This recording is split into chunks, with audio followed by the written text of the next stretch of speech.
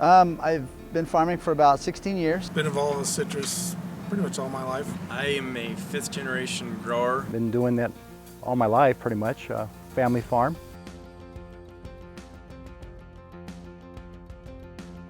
The industry is quite remarkable. It is dominated by the family farmers.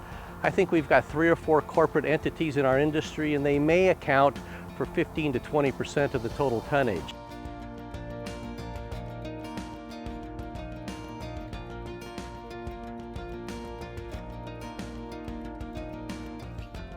Throughout California, from Imperial County all the way up through Madera, there's roughly 285,000 acres of production in place for the citrus industry.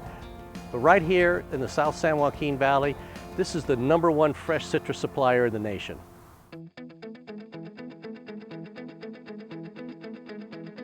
The chemical industry has changed a great deal in the last 20 years. There's a lot less harsh materials and more specific materials that are targeted for the pests. The trend for the industry has been to use lower VOC containing products, and VOC stands for volatile organic compound. And one that everyone would be familiar with is that smell of gasoline when you're fueling your vehicle. That smell is the VOC evaporating off into the atmosphere. And so we're using less solvent-based products, more water-based products, and so you're not getting any of these emissions as a secondary after effect of a pesticide application. One of the ways we reduce emissions in growing citrus is the release of beneficial insects. The beneficial insects that I have today are Aphidas. They are a predator on the California red scale. The red scale causes damage to the orange itself, and in severe cases it can defoliate leaves and even potentially kill a tree. Anytime you can get Mother Nature to work on your side, you've won half the battle. As we go through the fields, and especially as in the summer times when the roads dry out and we're going through the fields with either equipment or pickups and doing our various tasks, we have no choice but to throw up some dust. One of the issues that we're obviously very concerned about is dust and how we contribute to the air pollution in the valley. We follow mostly a no-till program in the orchards. We also oil our roads. The waste oil's been treated and reprocessed, so it's healthy for the environment, and we place that on the avenues to keep dust down.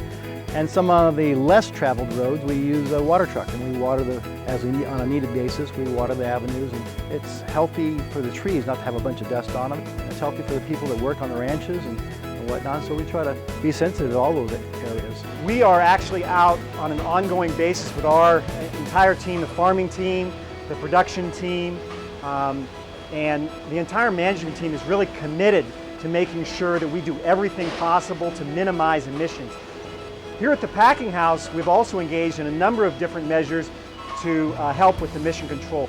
We've replaced some of our older fleet of forklifts with newer forklifts, and we've exchanged all of our propane forklifts with electric forklifts. The only emission we have is steam, a little bit of steam going into the air, but no other pollutants being dispersed from our facility whatsoever, and we're very proud of that.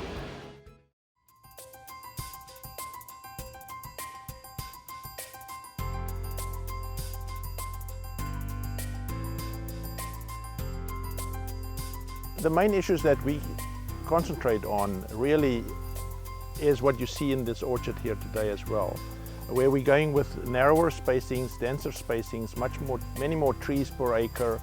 We believe the benefit of having these smaller trees is that we have to spray specific pests. We can apply it in a much more judicious manner. We have much less runoff, we have much less spray drift. We are also trying to be much more efficient in our irrigation practices. You'll see 2 lines here. One is a fan jet system, which we basically only use in the winter in this orchard for frost control purposes. And the main irrigation line is a drip line where we apply water via drippers.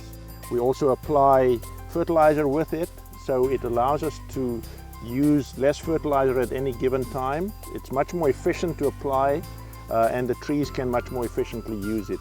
This industry looks to tomorrow. Tomorrow there has to be cleaner air than what there was yesterday. It all goes together. Otherwise this industry wouldn't be around for 125 years already, looking forward to another 125 years.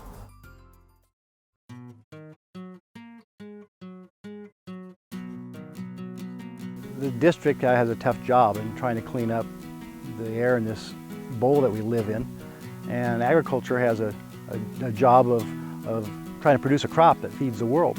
When everybody came to the realization that we needed to improve air quality, the Air District sat down with industry representatives and figured out ways to create the solution paths that made sense both for air quality and for the industry. At the district, we have a series of core values that guide everything we do. And our core value number 2 is really about making sure that our air pollution control efforts are done with the understanding that the Valley's economy is vital and we need to protect it as well as improve air quality.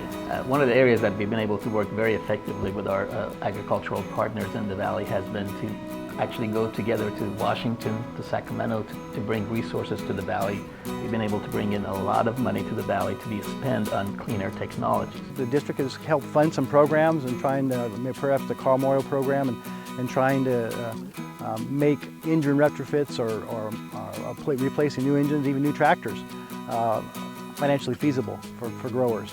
We do have a number of engines, diesel pump motors and tractor engines. In the last 6 months, we replaced 4 tractors, replaced 4 older tractors with newer tractors. We've also participated with regard to our forklift fleet. We switched all of those forklifts over to electric forklifts. So we're even raising the bar a little bit higher. Over the last 5 to 10 years, we've spent over $150 million working with our farmers and also bringing in dollars from the farmers to the mix. For every dollar that we spend, giving them in grants, they have also invested another dollar of their own. And with that investment, we've been able to reduce pollution by tens of thousands of tons.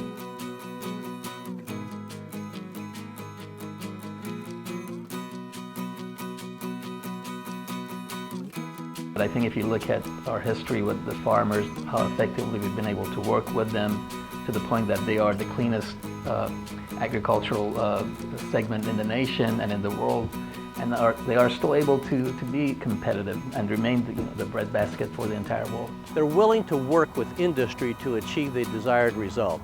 That partnership doesn't always happen in government and in circles with industry. With the Air Quality District, it has happened, and it's been a very positive relationship for all the stakeholders, in my opinion.